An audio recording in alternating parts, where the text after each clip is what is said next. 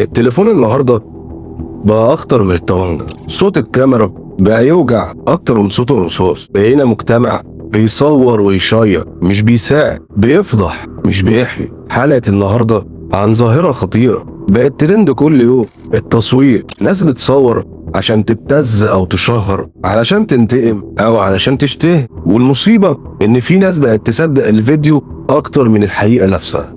اهلا بيكم في حلقة جديدة بين الحق والناس.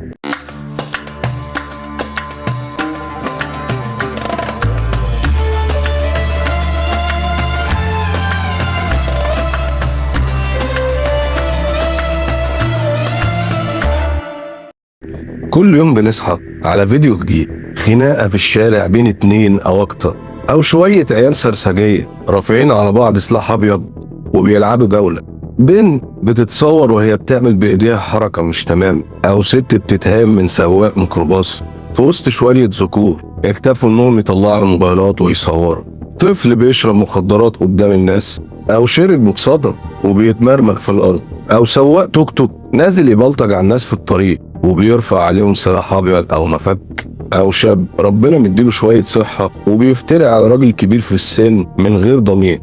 ودي بقت المشاهد اللي بنشوفها ليل مع نهار على السوشيال ميديا وصفحه الداخليه عامله موسم احلى من موسم الرياض. الكاميرا اللي اتعملت عشان توثق الحقيقه اتحولت عند ناس لسلاح تهديد او ابتزاز. النهارده اللي بيرفع في وشك كاميرا ويصورك بقت زي اللي بيرفع في وشك سلاح. المجتمع المصري عمره ما كان كده، عمره ما كان عنيف ومجرم بالشكل اللي بيظهر لنا في الفيديوهات ده. مش هم دول الشباب بتوعنا. احنا بلد الشهامة والجدعنة والستر، مش بلد التشهير والفضايح. بس للأسف الإعلام والسوشيال ميديا ضخموا الظاهرة دي لدرجة إن بعض الناس بقت شايفة الشهرة أهم من الكرامة، وأي غلط بدل ما نصلحه نصوره.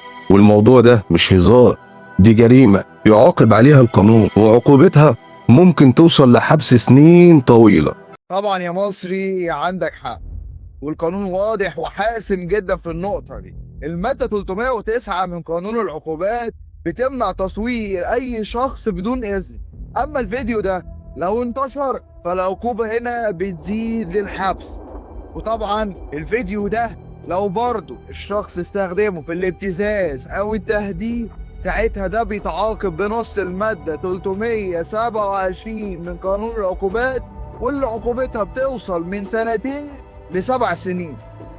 يعني يا عم اللي بيقول انا همسك عليك فيديو وافضحك مش بيهدد، ده بيجرم نفسه بالقانون. أكيد طبعا، وده مش بس بيجرم نفسه، ده بيحبس نفسه بالقانون كمان.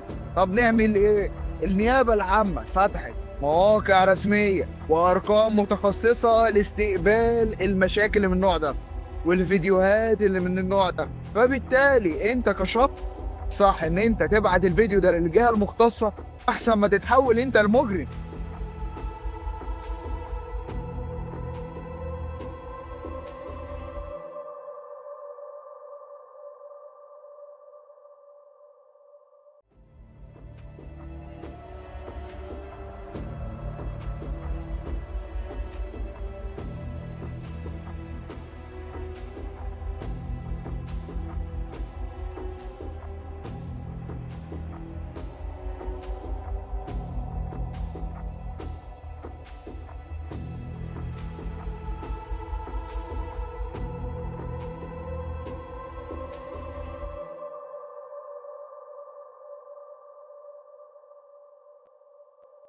الفرق كبير يا جماعة بين اللي بيهدد واللي بيشوه. يعني بدل ما تشوه الناس وتفضح وتشير، ابعت للجهات المختصة وبلغ، وخلي الجهات المعنية تشوف شغلها.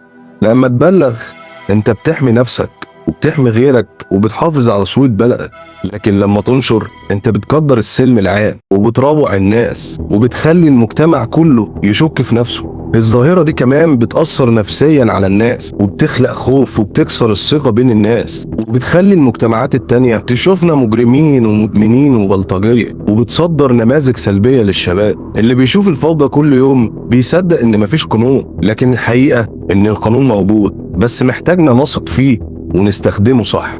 مش كل حاجة تتصور ومش كل حاجة تتشير. الستر مش ضعف والبلاغ مش فضيحة. يعني من الآخر يا جماعة، احنا قدام اختيارين، يا نكون جزء من المشكلة يا نكون جزء من الحل، يا نستخدم الكاميرا عشان نأذي يا نستخدمها عشان نحمي. مجتمعنا أغلى من أي فيديو، وصورتنا أهم من أي ترند. بلغ وما تفضحش، احمي بلدك واحمي نفسك.